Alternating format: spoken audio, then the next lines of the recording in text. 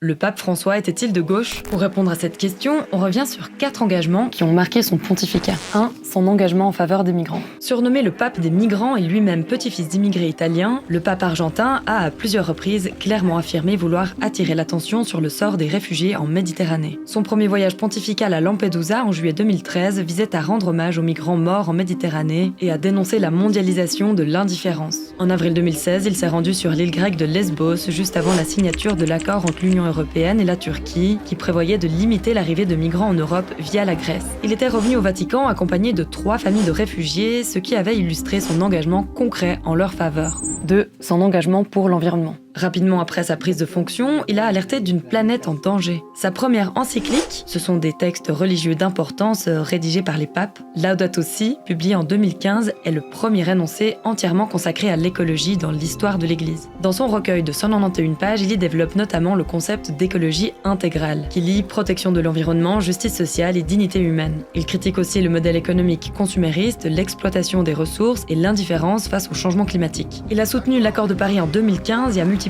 les appels lors des COP suivantes. Plus tard, lors de la Laudato Deum, la continuité de son premier texte, il y critique les COP jugées inefficaces, pointe du doigt les grands pollueurs et appelle à des actions concrètes. 3. Sa réponse aux abus sexuels dans l'Église. Ce combat, bien qu'il ne soit ni de gauche ni de droite, situe tout de même le pape sur l'échelle des positions progressistes. Aucun pape avant François n'a dû faire face à une telle ampleur de scandales sexuels. En près de 10 ans de pontificat, des centaines de milliers d'abus ont éclaté dans de nombreux pays. Bien que la plupart des faits soient antérieurs à son règne, c'est durant celui-ci qu'ils ont émergé au grand jour. Si sa réaction et sa prise de parole sont inédites venant d'un pape, son positionnement n'est pas très clair. Certes, il a rapidement pris le sujet en main. Dès juillet 2013, il introduit une mesure renforçant les sanctions contre les prêtres pédocriminels. En 2014, il crée la Commission pontificale pour la protection des mineurs afin d'améliorer la lutte contre la pédocriminalité au sein de l'Église. Et le 13 septembre 2024, il a reconnu que le Vatican était au courant depuis des années des agressions sexuelles commises par l'abbé Pierre. Ceci dit, en janvier 2018, lors d'un voyage au Chili, le pape François défend Monseigneur Juan Barros, un évêque accusé d'avoir couvert les abus d'un prêtre pédocriminel. On lui reproche également de ne pas avoir mis en place des mesures demandées par de nombreuses victimes.